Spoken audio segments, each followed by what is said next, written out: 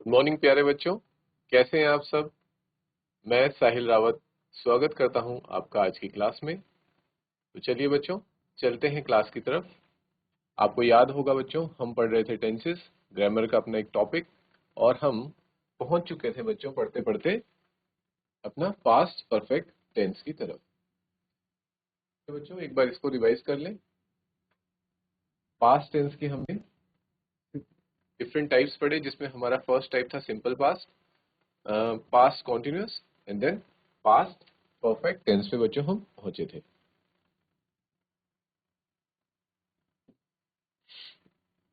एक बार इसकी डेफिनेशन फिर से रिवाइज कर लेते हैं।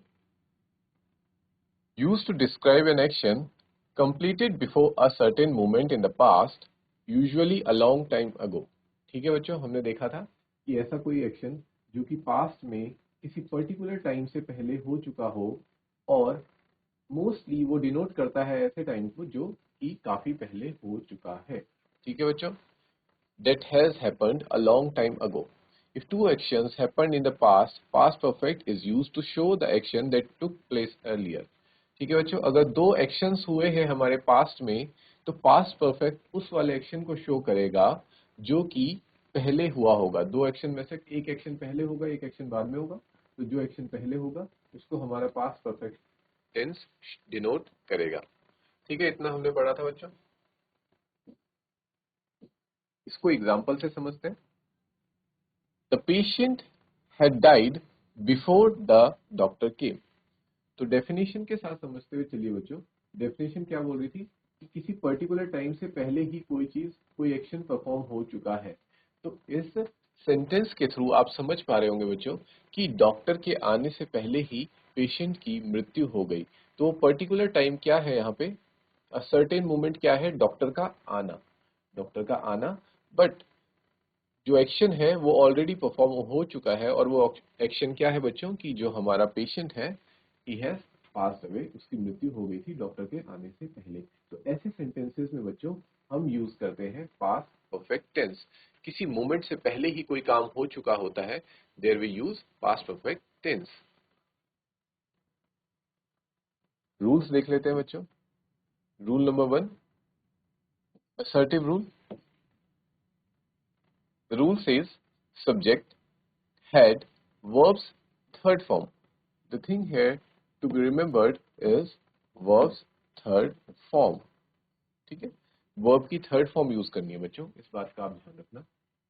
ठीक है, फिर उसके बाद हमारा object and then full stop. Let's see the example. She हमारा सब्जेक्ट हो गया, हैड यूज करा हमने, वर्ब का third form write first form है,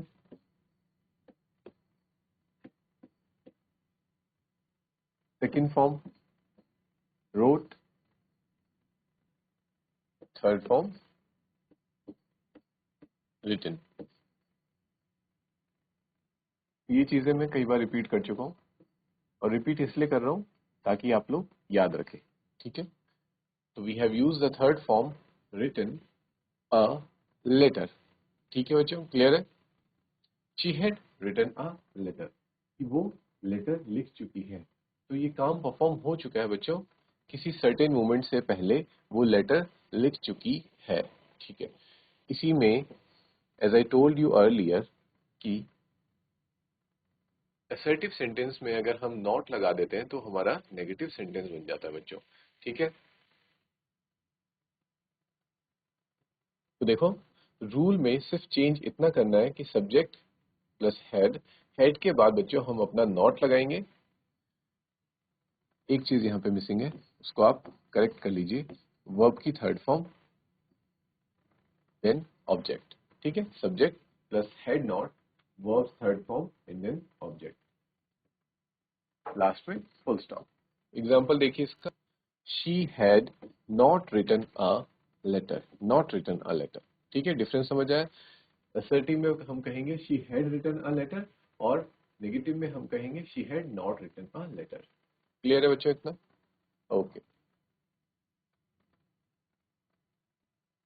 नोट कीजिए।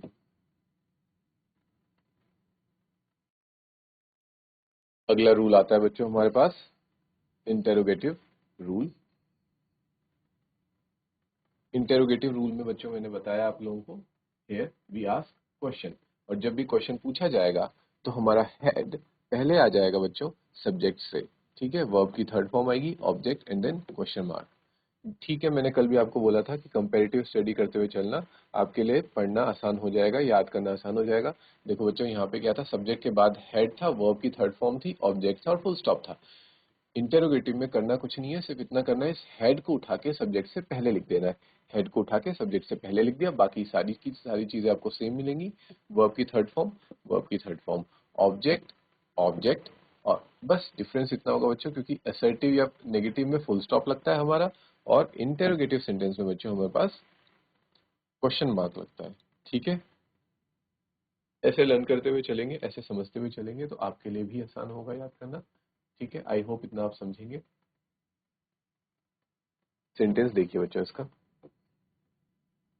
हेड, सब्जेक्ट बच्चों, देखो बच्चों आप सोचोगे हर जगह शी लिखा हुआ है, क्योंकि मैंने एग्जांपल में शी लिया है तो इसका मतलब ये नहीं है कि आप भी एग्जांपल में शी ही लेंगे, आप कुछ भी ले सकते हैं, शी, ही, दे, आप, इट्स योर चॉइस बच्चों, ठीक है।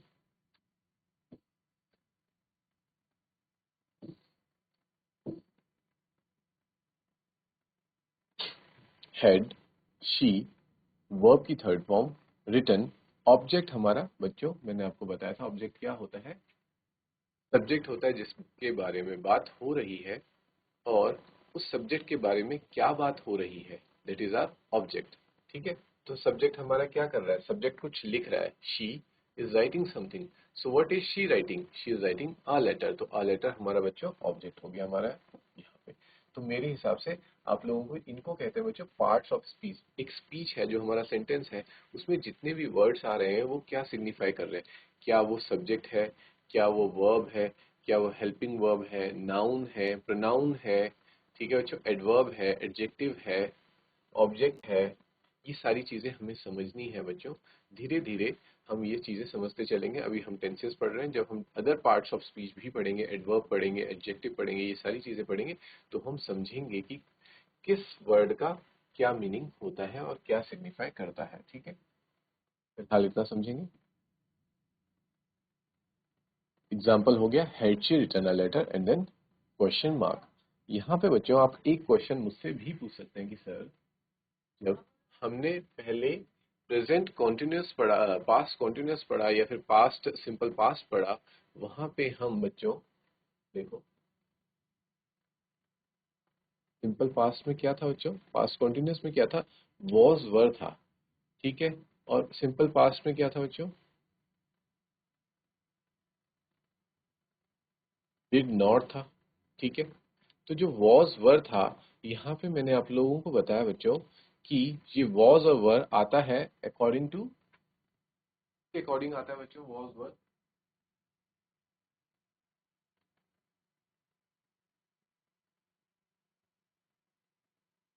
वॉज वर हम बच्चों लगाते थे, स्टूडेंट्स हम लगाते थे हमारे सब्जेक्ट के, सब्जेक्ट डिसाइड करता था हमारा कि वॉज लगेगा या वर लगेगा। अगर हमारा सब्जेक्ट सिंगुलर होता है बच्चों तो वी यूज वॉज, एंड अगर हमारा सब्जेक्ट प्लूरल है then we use were. Clear है बच्चों इतना।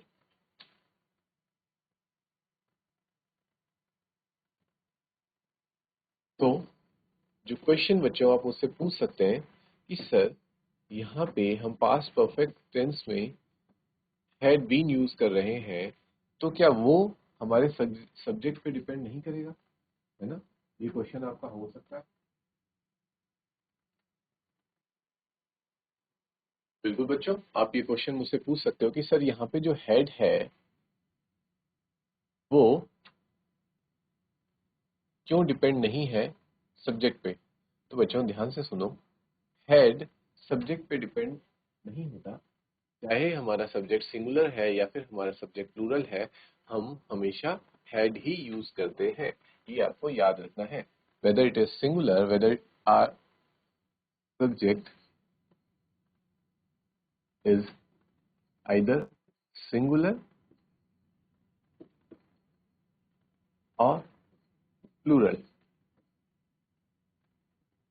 वी यूज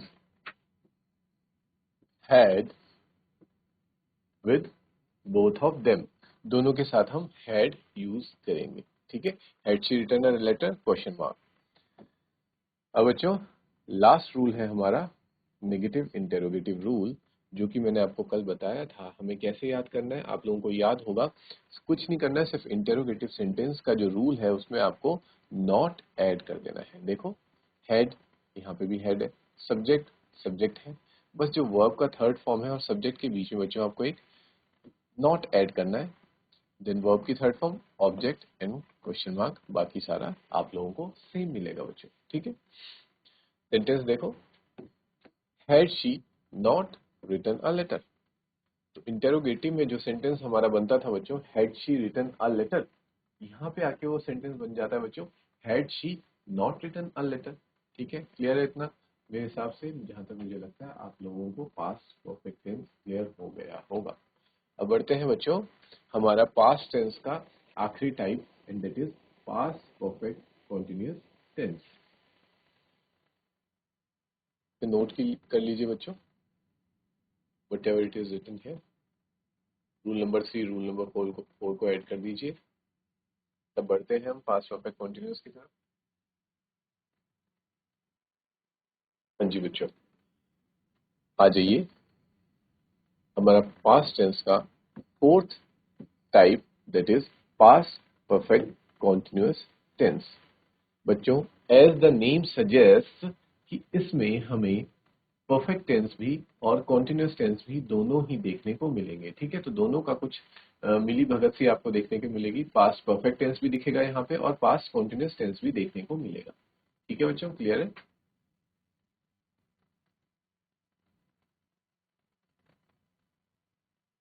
डेफिनेशन से समझिए। Use to denote an action that begin before a certain point in the past and continued up to some time in past। समझिए बच्चों definition को, क्या कह रहा है? ऐसे किसी एक्शन को डिनोट करना जो कि बिगिन यानी कि शुरू हुआ था बिफोर अ सर्टेन पॉइंट, किसी पर्टिकुलर क्षण या किसी पर्टिकुलर टाइम से पहले पास्ट में, and continued up to some time in past, और पास्ट में ही अतीत में ही कुछ क्षण कुछ समय के लिए वो काम जारी रहा था। ठीक है, ऐसे समझिए ये पर्टिकुलर पॉइंट है पास्ट का, इस पर्टिकुलर पॉइंट से पहले वो काम शुरू हुआ होगा, यहाँ पे मान लीजिए शुरू हुआ होगा, और वो वहीं शुरू होके वहीं खत्म नहीं हुआ बच्चों। ठीक है, अगर वो वहीं खत्म हो जाता, पास्ट में सर्टेन पॉइंट से पहले शुरू हुआ और खत्म हो गया, तो बच्चों वो पास्ट परफेक्ट के अंदर आता। बट ये कैसा है, किसी पर्टिकुलर पॉइंट से पहले पास्ट में शुरू हुआ है, पास्ट में हुआ है, ये सारी चीजें पास्ट में चल रही हैं, हुआ है, लेकिन उसी टाइम खत्म ना होकर बच्चों वो कुछ टाइम तक चला है, वो काम कुछ टाइम तक आगे बढ़ा है, जारी रहा है, और फिर जाके वो काम कभी खत्म हुआ होगा। तो जो एक कॉन्टिन्यूटी की वो है, कंटिन्यूटी का जो फेज है जो हमें शो कर रहा है कि ये काम कुछ टाइम के लिए कंटिन्यू रहा था, इसलिए बच्चों इसमें पास्ट परफेक्ट कंटिन्यूअस दोनों ही देखने को मिलते हैं।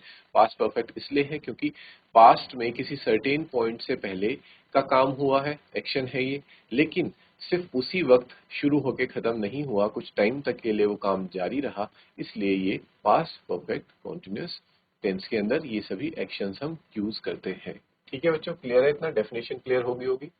एक बार डेफिनेशन को नोट डाउन कीजिए अपनी नोटबुक में।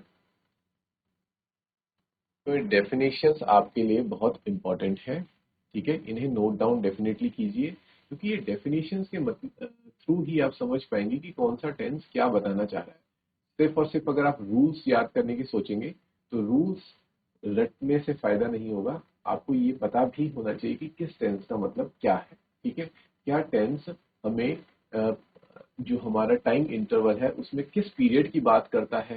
ठीक है, तो ये सारी चीजें हमें समझ आएंगी बच्चों डेफिनेशन से। डेफिनेशन को मैं समझाता हुआ चल रहा हूँ, और डेफिनेशन की साथ ही साथ आपको ट्रांसलेशन भी करवा रहा हूँ, इसीलिए करवा रहा हूँ ताकि आप डेफिनेशन समझें, उनको अपने दिमाग में बैठाएं, और उसी के अकॉर्डिंग रूल्स को याद करते हुए हम सेंटेंसेस फॉर्म कर पाए। ठीक है बच्चों, तो डेफिनेशन नोट कीजिए अपनी नोटबुक पे।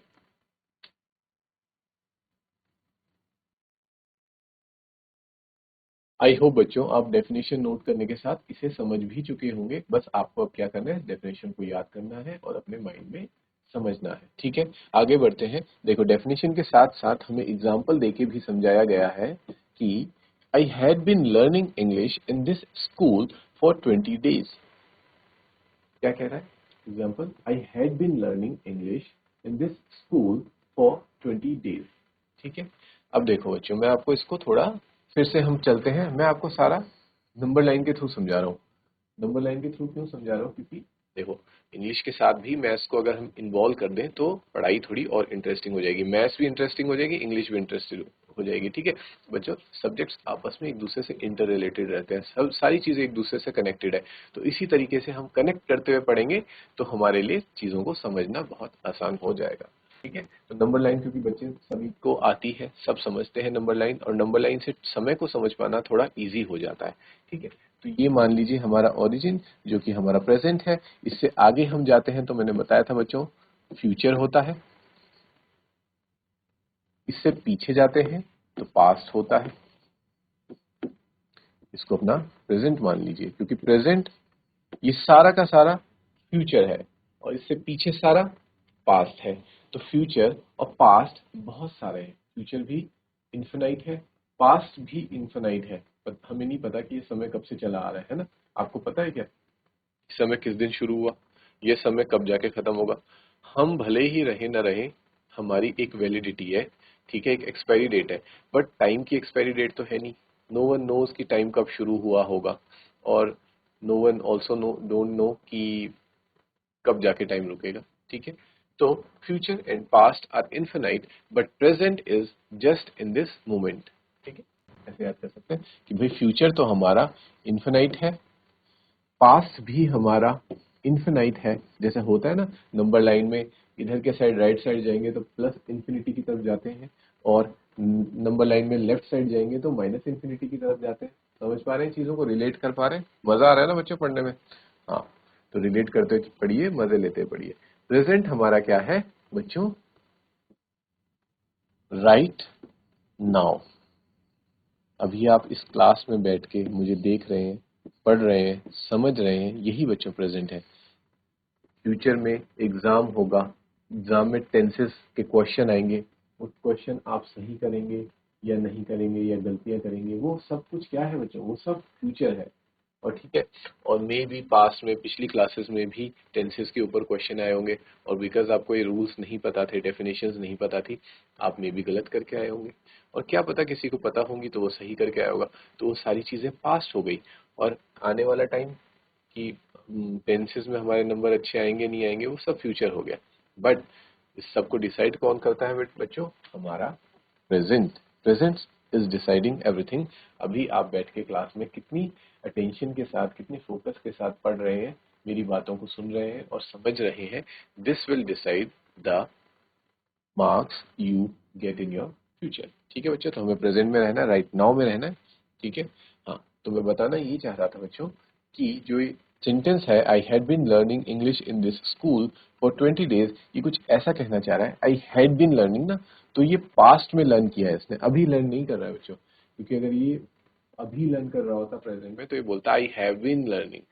हैव हैज प्रेजेंट में यूज होता है बच्चों, और हैड अगर यूज हो गया तो वो पास्ट को, पास्ट के एक्शंस को डिनोट करता है। ठीक है, तो पास्ट में उसने स्कूल में जाके एनरोल एडमिशन लिया होगा। ठीक है, एक सर्टेन टाइम से पहले उसने एडमिशन लिया, और अब ऐसा तो नहीं है वो गया स्कूल में और उसी दिन उसने इंग्लिश सीख ली, आज गया और एक ही दिन में इंग्लिश सीख गया, ऐसा तो पॉसिबल ही नहीं है ना। ये एक्शन, इस एक्शन के लिए तो टाइम चाहिए, तो कम से कम 20 दिन, एक महीना, या मे बी 2 महीना या 3 महीना, 6 महीने भी लग सकते हैं इंग्लिश सीखने में, depending on the students capability. तो उस स्टूडेंट को स्कूल में एडमिशन लिए हुए एटलीस्ट 20 दिन हो गए। ठीक है, पहला दिन, दूसरा दिन, तीसरा दिन, चौथा दिन, ऐसे करते करते करते करते करते करते बच्चों 20 दिन हो चुके हैं, और 20 दिन से वो स्कूल में इंग्लिश सीख रहा है। थ्रू दिस सेंटेंस बच्चे, वो स्टूडेंट हमें बताना चाहता है कि I had been learning English in this school for 20 days. मैं स्कूल में 20 दिनों से, पिछले 20 दिनों से इंग्लिश सीख रहा था। ठीक है, सीख रहा हूं नहीं, सीख रहा हूं होगा तो प्रेजेंट का सेंटेंस बन जाएगा, मैं स्कूल में पिछले 20 दिनों से इंग्लिश सीख रहा था। ठीक है, तो ये हमारी डेफिनेशन को फुलफिल करता है ये एग्जाम्पल। तो आई गेस आप एग्जाम्पल से समझ गए होंगे बच्चों। ठीक है, आगे बढ़े, आते हैं अपने रूल नंबर 1 की तरफ। असर्टिव सेंटेंस का रूल देखेंगे। सब्जेक्ट प्लस हैड बीन लग जाएगा बच्चों इसमें। ठीक है, अब हमारे पास हैड बीन लग जाएगा। अभी तक सिर्फ पास्ट परफेक्ट में हम हैड लगाया करते थे, लेकिन क्योंकि अब पास्ट है, पास्ट परफेक्ट है प्लस कॉन्टिन्यूअस भी है, तो हम हैड बीन वर्ब की फर्स्ट फॉर्म और आईएनजी लगाएंगे। रिवाइज कीजिए बच्चों मेरे साथ एक बार कि हम पास्ट परफेक्ट में हैड लगाते थे और वर्ब की थर्ड फॉर्म लगाते थे, बट क्योंकि अब हम पास्ट परफेक्ट कंटिन्यूअस पढ़ रहे हैं तो हम हैड बीन वर्ब की V1 आईएनजी लगाएंगे। ये हमें याद रखना है। तो अगर आप असर्टिव का रूल याद कर लेते हैं, हमें सबका सिर्फ ना बच्चों एक बात बताता हूँ आपको, आपको याद करने में आसानी होगी। जितने भी टेंसेज हैं, प्रेजेंट टेंस हो गए, पास्ट टेंस हो गए, फ्यूचर टेंस हम आगे पढ़ेंगे, उसमें उसमें भी जितना सिंपल प्रेजेंट, सिंपल पास्ट या फिर present continuous, past continuous, present perfect, past perfect या फिर प्रेजेंट परफेक्ट कॉन्टिन्यूस या पास्ट परफेक्ट कॉन्टिन्यूस आ रहे हैं, उनके फिर 4 रूल होते हैं। उनमें सिर्फ आपको पहला रूल याद करना होता है बच्चों। ठीक है, असर्टिव। सबके जो पहला रूल होता है ना असर्टिव, वो थोड़ा सा अलग अलग होता है। और अगर आपने असर्टिव याद कर लिया तो नेगेटिव आप खुद बना सकते हैं नॉट लगा के। इंटेरोगेटिव में आप जो क्वेश्चन वाला है उसको पहले ले आइए, सब्जेक्ट को बाद में रख दीजिए। ठीक है, तो वो भी इजी है। और लास्ट में क्वेश्चन मार्क लगा लीजिए। और नेगेटिव इंटेरोगेटिव में सेम इंटेरोगेटिव वाला जैसा ही सेंटेंस रहेगा, आपको सिर्फ एक नॉट लगाना है।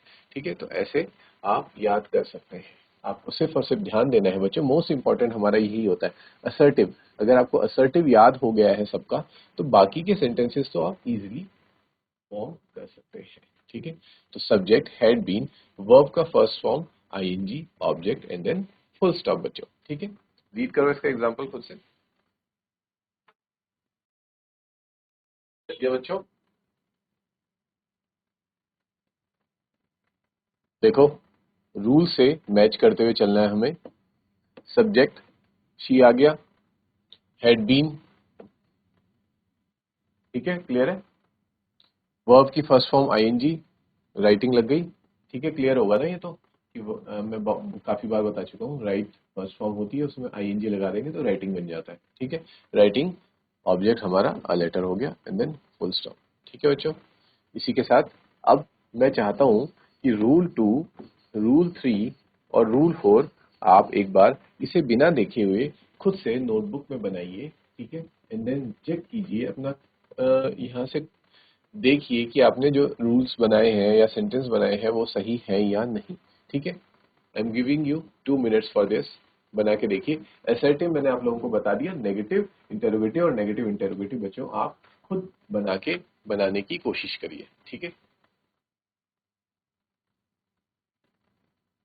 मैं इसको छिपा लेता हूँ, वरना तो आप कॉपी कर लोगे।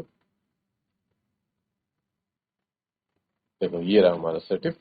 इसको अब नेगेटिव इंटेरोगेटिव और नेगेटिव इंटेरोगेटिव बच्चों आप खुद बना के दिखाओ। आई होप बच्चों आप लोगों ने फॉर्म कर लिया होगा। आइए चेक कीजिए क्या जो आपने फॉर्म किया है वो करेक्ट है या नहीं। ठीक है, देखते हैं। ये देखो बच्चों, नेगेटिव रूल पे आते हैं।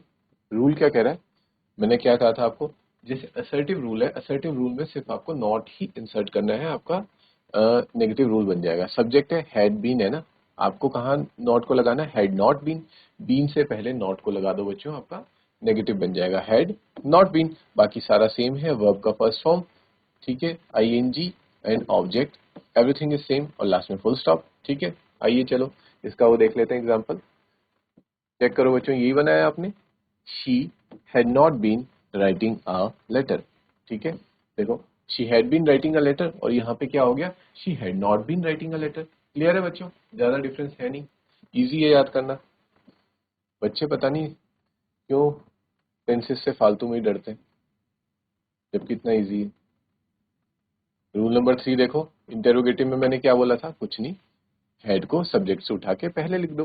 तो आपने हेड को उठाया, पहले लिख दिया, फिर आपका सब्जेक्ट आया, बीन वर्ब की फर्स्ट फॉर्म आईएनजी ऑब्जेक्ट, और लास्ट में इसका ध्यान रखना क्वेश्चन मार्क। ठीक है, सब सेम है। याद तो बच्चों सिर्फ असर्टिव याद करना पड़ता है, ठीक है। समझने वाली बात को समझो, मेन मेन पॉइंट ये है टेंसेस का कि हमें सिर्फ जो असर्टिव रूल है ना वो याद करना है, बाकी नेगेटिव रूल, इंटेरोगेटिव रूल और नेगेटिव इंटेरोगेटिव रूल तो बच्चों हम खुद से ही फॉर्म करते हैं, ठीक। याद नहीं करना पड़ता, याद सिर्फ असर्टिव याद करना पड़ता है, ठीक है। तो क्या है बच्चों इंटेरोगेटिव में, हेड सब्जेक्ट बीन वर्ब की first form ING object and question mark. देखो इसका example, had she been writing a letter, fulfil हो रहा है ना, हमारा हेड आ गया, सब्जेक्ट शी आ गया, been V1 ING object, clear है, एंड क्वेश्चन मार्क, इसको मत भूलना, ठीक है। अगर इंटेरोगेटिव बना लिया है बच्चों तो नेगेटिव इंटेरोगेटिव बनाना तो बहुत ही आसान है, कुछ नहीं करना है बच्चों, आपने सिर्फ हेड सेम लिखना है, यहाँ पे बीन की जगह क्या लगा देंगे बच्चों, नॉट बीन कर देंगे, क्लियर है। Had subject not been verb का फर्स्ट फॉर्म आईएनजी ऑब्जेक्ट और क्वेश्चन मार्क। अब तो बच्चों आप एक्सपर्ट बन चुके ही होंगे जहां तक मेरा दावा है, ठीक है। इतना प्रैक्टिस कर चुके हैं हम कि अब आप एक्सपर्ट बन चुके होंगे टेंसेस के, ठीक है। एग्जांपल देखो इसका, had she been writing a letter था, तो यहाँ क्या हो जाएगा बच्चों, साथ में बोलो, had she, sir, had she not been writing a letter, clear है। देखो, had she not been writing a letter, clear बच्चों।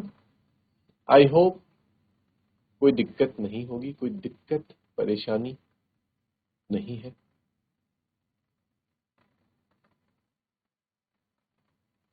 क्लियर है बच्चों, यहाँ तक ये देखो हमारा पास्ट परफेक्ट कंटीन्यूअस के सारे असर्टिव, नेगेटिव, इंटरोगेटिव और negative interrogative, have a look at it, फिर हम आगे बढ़ेंगे। हमारा बच्चों इसी के साथ पास्ट टेंस कंप्लीट हो जाता है, हम फिर फ्यूचर टेंस की ओर आगे बढ़ेंगे, ठीक है। देखो एक बार, फिर बढ़ते हैं आगे।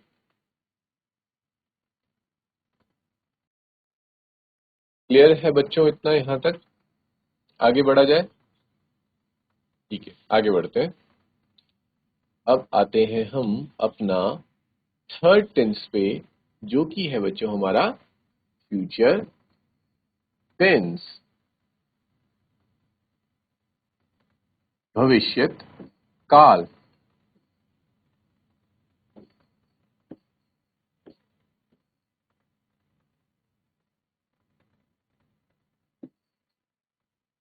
ठीक है, डेफिनेशन समझो इसकी बच्चों, time and tide wait for none. Wow, कितनी अच्छी ब्यूटीफुल लाइन लिखी हुई है, time and tide wait for none. Time means समय, एंड टाइड मीन्स बच्चों समुद्र की लहर देखी है ना, वो लहरें या जिनको बोलते हैं ज्वार बाटा, कभी कभी आती हैं, और वो क्यों आती हैं आपने साइंस में पढ़ी लिया होगा, ग्रेविटेशनल पुल, ठीक है। सन और मून का जो ग्रेविटेशनल पुल होता है उसके वजह से समुद्र में ज्वार बाटा आता है, टाइड्स आती हैं, और उसमें भी टाइड्स दो प्रकार की होती हैं, हाई टाइड्स, लो टाइड्स, ये मुझे बताने की जरूरत नहीं है, ये आपने साइंस के लेक्चर्स में पढ़ा ही होगा, ठीक है। हाई टाइड जब आती है कब, जब पुल ज्यादा होता है, ग्रेविटेशनल पुल ज्यादा है होता है, तो समुद्र की लहरें ज्यादा ऊपर तक उठती हैं। और लो टाइड कब होती है बच्चों, जब ये पुल थोड़ा वीक होता है तो लहरें उतनी ऊपर नहीं उठ पाती, तो उनको हम लो टाइड्स कहते हैं। बट ये लो टाइड्स और हाई टाइड्स बच्चों किसी को बता के नहीं आती, हमें पता नहीं चलता कब आएंगी, वो बस आती हैं और लोग उनमें सर्फिंग करते हैं। आपने देखा होगा ना, लोग ऐसे इस तरह से कुछ लहरें होती हैं, इस तरह से लहरें आती हैं, पानी की लहरें ही, ठीक है। और यहाँ पे जो सर्फर्स होते हैं, जिनके पास ऐसा कुछ सर्फिंग बोर्ड होता है, ऐसा करके सर्फिंग बोर्ड होता है ना, मैंने शायद उतना अच्छा नहीं बनाया, बट आप समझ जाना, सर्फिंग बोर्ड होता है और इस पे इन लहरों पे फिर वो सर्फ करते हैं, ठीक है, गोता लगाते हैं, ठीक है। तो उन्हें बच्चों बहुत वेट करना पड़ता है, क्योंकि किसी को पता नहीं है कि लहर कब आ सकती है, ठीक है। तो उनको बैठ के वेट करना पड़ता है कि जब लहर आएगी तो हम राइट टाइम देखते ही हम उसमें लहर का आनंद उठाने के लिए उसमें जाएंगे और सर्फिंग करेंगे। तो बच्चों लेकिन जो सर्फर्स होते हैं उनको बहुत ही ज्यादा अटेंटिव रहना पड़ता है, बहुत ही ज्यादा क्या कह सकते हैं कि तत्पर रहना पड़ता है, तैयार रहना पड़ता है, ठीक है। वो लहर कभी भी आ सकती है और वो कुछ ही टाइम के लिए आती है और उसका एक टेक्निक होता है जिस तरीके से उस लहर में एंटर किया जाता है और उससे बाहर निकला जाता है। और अगर आपकी टेक्निक खराब हो गई या आप उसमें फेल हुए तो लहर चली जाएगी और आप उसमें सर्फ नहीं कर पाएंगे, ठीक है बच्चों। तो हमें इससे ये पता चलता है कि जो लहरें होती हैं समुद्र की और जो समय है वो किसी के लिए वेट नहीं करता। तो ठीक है बच्चों, आज हम अपने लेक्चर को इसी डेफिनेशन पे खत्म करेंगे। आगे हमारी डेफिनेशन थोड़ी सी रहती है, उसको कंटिन्यू करेंगे और फ्यूचर टेंस को नेक्स्ट क्लास में देखेंगे बच्चों। टिल देन आप हमने पास्ट टेंस कंप्लीट कर लिया है, उसको रिवाइज करेंगे, ठीक है बच्चों। Take care, have a good day, thank you.